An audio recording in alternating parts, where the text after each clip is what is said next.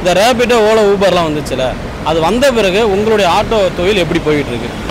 அது வந்ததுக்கப்புறம் தொழில் ரொம்ப நலிவடைஞ்சு தான் இருக்குது. ஆமாம், அதில் வந்து ஓலாவில் போகிற ரேட்டை வந்து மக்கள் வந்து அந்த காசு தான் தருவான், நீங்கள் வாங்கன்னு சொல்லி டார்ச்சர் பண்ணுறாங்க. பொதுமக்கள் வந்து பரவலாகவே அந்த காசு தான் தருவேன், ஓலாவில் இவ்வளோ தான் வருது, 100 ரூபா வருது, 150 ரூபா வருது, அதான் தருவேன், அந்த இடத்துக்கு நீங்கள் வாங்கன்னு சொல்லி மற்ற ஆட்டோ டிரைவரை வந்து கம்பல் பண்ணுறாங்க.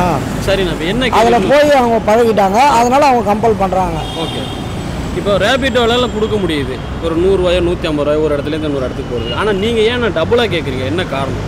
டபுளாக கேட்குறேன்னா விலைவாசி எல்லாமே ஏறிடுச்சு. முன்னாடி வந்து அதாவது அவங்களுக்கு விலைவாசின்றதை விட நமக்கு வந்து கேஸு, பெட்ரோலு, டீசல் எல்லாமே வந்து முன்ன இருந்ததை விட 40 ரூபா 50 ரூபாலாம் விற்றுது 10 வருஷத்துக்கு முன்னாடி.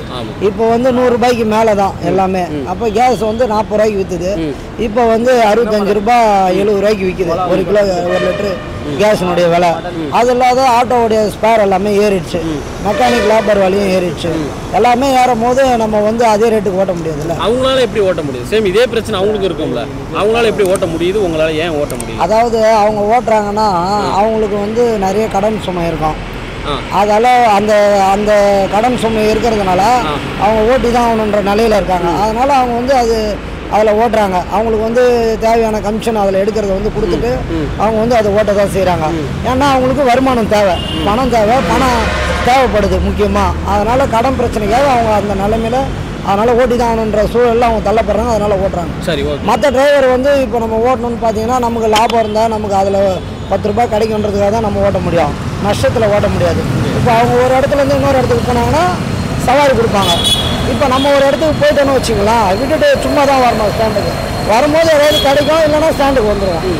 அதனால் வந்து நமக்கு நம்ம போகிற ரேட்டு நம்ம ஓட்டினா தான் நமக்கு கரெக்டாக இருக்கும். ஆமாம், அவங்க ஓட்டுற ரேட்டுக்கு நம்ம ஓட்டினா நமக்கு வந்து அது செட் ஆகாது. என்னென்ன சொல்ல வரீங்க? அவங்கள வந்து தடை பண்ணணும், ஓட்டக்கூடாதுன்னு சொல்ல வரீங்களா? இல்லை, அவங்கள ஓலா ஊபர் தனியார் கம்பெனியெலாம் மூடிட்டு அரசாங்கமே வந்து ஒரு ஆப்பை தயார் பண்ணி டிரைவருக்கு வந்து டீசல் பெட்ரோல் விலைக்கு ஏற்ற மாதிரி விலையை நிர்ணயம் பண்ணி ஒரு ரேட்டை ஃபிக்ஸ் பண்ணி ஏறும் போதெல்லாம் அதை மாற்றணும், சேஞ்ச் பண்ணி பண்ணாங்கன்னா மீட்டர் போட்டு எல்லா டிரைவரும் ஓட்டுவாங்க. நீங்கள் ஆல்ரெடி நம்ம கவர்மெண்ட் தான் நம்ம ஒரு மீட்டர் கொடுத்துருக்காங்க, அதை பயன்படுத்துறீங்களா? அது பயன்படுத்துறது இல்லை யாருமே. யாருமே பயன்படுத்துறது யாருமே பயன்படுத்துறது இல்லைன்னா விலை வந்து அதில் வந்து மீட்டருடைய கட்டணம் வந்து கம்மியாக இருக்குது, விலைவாசி அதிகமாக இருக்குது. அதை வந்து அவங்க வந்து உயர்த்தினா நம்ம மீட்டர் போட்டு ஓட்டலாம். அது அவங்க ஒரு அளவு நிர்ணயிக்கணும், கரெக்டாக வச்சீங்கன்னா அதை ஓட்ட தயாரா இருக்கீங்க. மினிமம் 50 ரூபாயும் கிலோமீட்டருக்கு 30 ரூபாயும் கொடுத்தா நம்ம வந்து ஓட்டலாம்.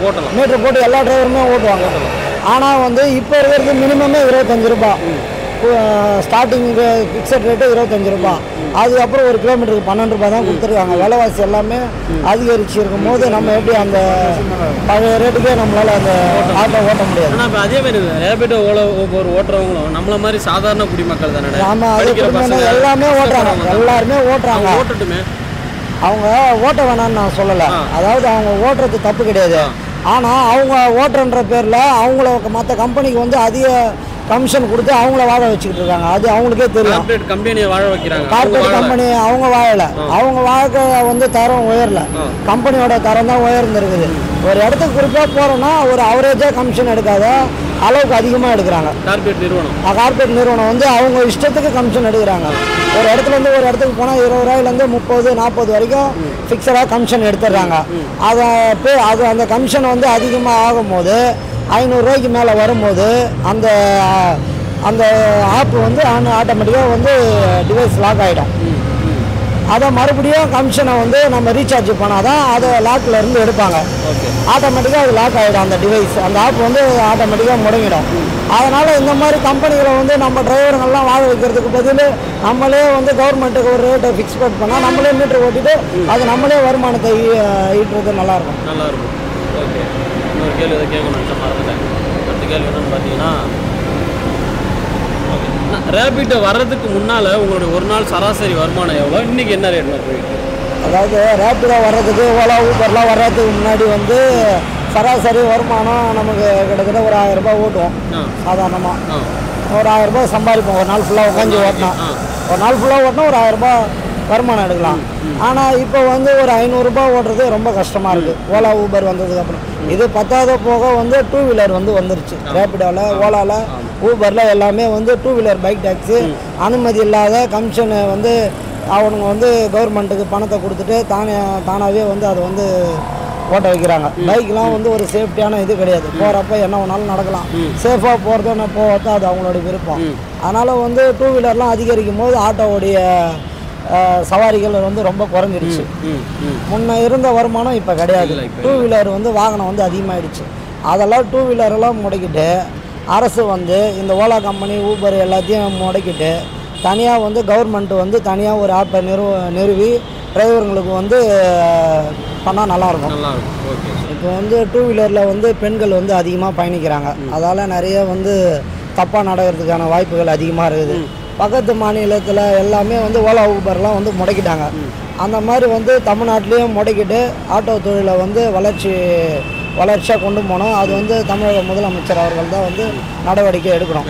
ஆட்டோ தொழிலுக்கு தனியாக ஒரு ஆப்பை நிறுவனம் பண்ணி அரசே வந்து பயன்பாட்டுக்கு கொண்டாடணும். அந்த மாதிரி பண்ணால் நல்லாயிருக்கும். ஆட்டோவுடைய தொழில் வந்து முன்னேற்றத்துக்கு வரும்.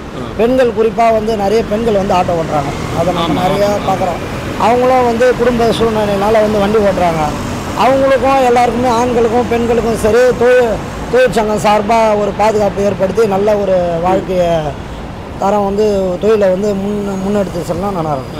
ஆனால் இப்போ உங்களுக்குன்னு ஒரு சங்கம்லாம் வச்சுருக்கீங்களா? அந்த சங்கத்தினால உங்களுக்கு ஏதாவது சங்கம் இருக்குது, அதனால் பயன்பாடு இருக்குது. அதை வந்து அதிகம் பேர் பயன்படுத்துறதில்ல. எல்லா தொழிற்சங்கமும் இருக்குது. எல்லா கட்சியிலையும் எல்லா தொழிற்சங்கமும் இருக்குது. அதை அவங்கவுங்க சரியாக பயன்படுத்துறதில்ல. அது ஒன்று, அந்த பிரச்சனை இருக்குது. புரியுது. இப்போ இந்த ரேபிடோ இப்போ ஸ்ட்ரைக்லாம் பண்ணாங்களா? ஆட்டோ உரிமையாளர் சங்கமாக சேர்ந்து ஸ்ட்ரைக்லாம் பண்ணாங்க. அதை நீங்கள் போய் கலந்துக்கிட்டீங்களா? இல்லை, உரிமையாளர் ஸ்ட்ரைக் பண்ணுறாங்கன்னா அது வெறும் கண் துடைப்புக்காக பண்ணுறாங்க. கண் துடைப்பு தான். ஆமாம், அது வந்து அதாவது எல்லா தொழிலாளர்கள் வந்து இவ்வளோ ரேபிடோ பைக்கு ஆட்டோலாம் வந்தப்போ யாரும் வந்து அப்போ வந்து போராட்டம் பண்ணல. ஆரம்பத்தில் பண்ணலை. ஆரம்பத்தில் விட்டுட்டாங்க. அது வந்து கிட்டத்தட்ட எனக்கு தெரிஞ்ச ஓலா வந்து ஒரு 8லேருந்து ஒரு 10 வருஷமாக ஓடிக்கிட்டு இருக்க மாதிரி எனக்கு தெரிஞ்சு அப்போ ஒரு கிட்டத்தட்ட ஒரு 7 வருஷமாக இருக்குது சராசரியாக. அப்படி இருக்கும்போது ஆரம்பத்தில் எந்த கட்சியும் எந்த இதுவும் வந்து ஆர்ப்பாட்டம் பண்ணலை. அன்றைக்கி வந்து எல்லாருமே விட்டுட்டாங்க. இன்றைக்கி வந்து கம்பெனி எல்லாமே வளர்ந்துடுச்சு. ஆட்டோ டிரைவர் எல்லாமே அதில் ஓட்டி பழகிட்டாங்க. இப்போ அதிலேருந்து அவங்கள மீட்டு எடுக்கணும்னா அரசு வந்து சரியான நடவடிக்கை எடுத்தால் தான் அதை பண்ண முடியும். நீங்கள் எதுவும் ஆப்பில் இருக்கீங்களாண்ணா இந்த மாதிரி ஓலா? இல்லை, நாங்கள் எதுவும் ஆப்பில் எதுவும் இல்லை.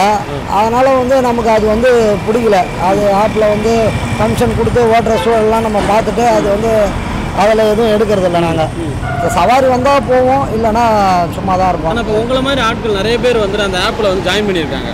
மேபி வந்து இது வேணான்னு நினைக்கிறேன். நீங்கள் உங்கள் சங்கத்து மூலயமா அந்த ஆப்பில் இனிமேல் யாருமே ஜாயின் பண்ணாதீங்கன்னு சொன்னால் மேபி அதோடைய வளர்ச்சி குறையிறதுக்கு அது ஒரு காரணமாக இருக்கும்ல. ஏன் அதை உங்கள் நிறுவனம் வந்து எடுக்க மாட்டாங்க? அதாவது அதுதான் இப்போ நம்ம சொன்னால் அது எல்லாமே பண்ணுவாங்கன்றது கிடையாது.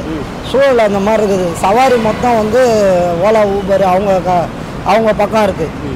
பொதுமக்கள் வந்து அவங்க பக்கம் இருக்காங்க. பப்ளிக்கை நம்பி இல்லை.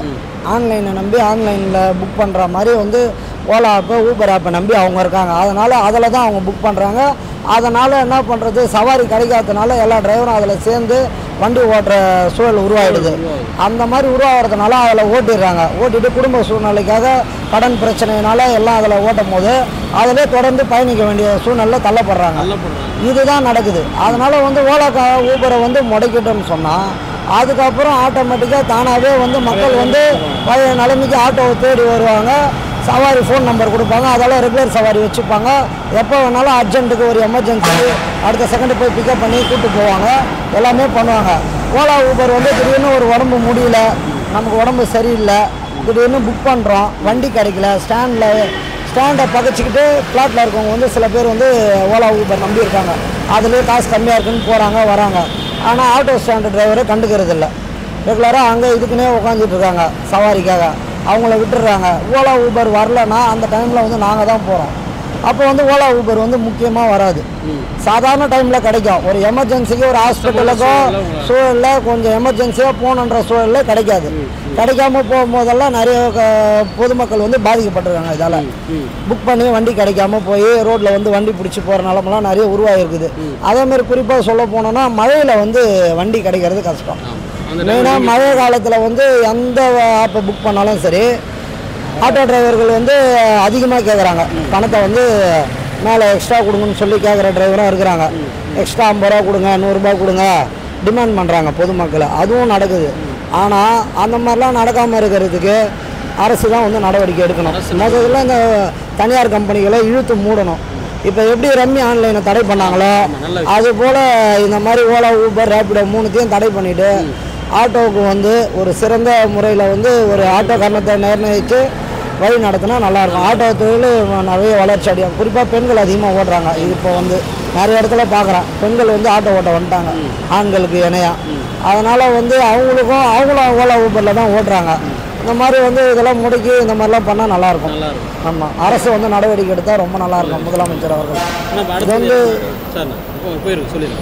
அதனால் வந்து அரசு நல்ல முடிவு எடுத்து மீட்டர் கட்டணத்தை வந்து உயர்த்தி ஆட்டோ தொழிலாளர்களை வந்து வாழ வைக்கணும்னு சொல்லி தமிழ்நாடு முதலமைச்சர் அவர்களை வேண்டுகோளாக வைக்கிறோம். நல்ல விஷயம், நல்ல விஷயம். அதே மாதிரினா இப்போ பிரசவத்துக்கு இலவசம்னு சொல்லிட்டு ஆட்டோக்காரங்களெல்லாம் வாசகம்லாம் வச்சுருக்காங்க. அது உண்மையாலுமே பயன்பாட்டில் இருக்கா இல்லை உண்மையாக பொய்யானது? பிரசவத்துக்கு உண்மையாகவே இருக்குது, உண்மையாக தான் இருக்குது. கண்டிப்பாக பிரசவத்துக்கு எந்த ஆட்டோவில் ஏறினாலும் யாரும் ஆட்டோ கட்டணம் வாங்குறதில்ல. உண்மைதான், அது உண்மைதான். பிரசவத்துக்கு அப்பவும் சரி இப்பவும் சரி எப்பவும் இலவசம் தான்.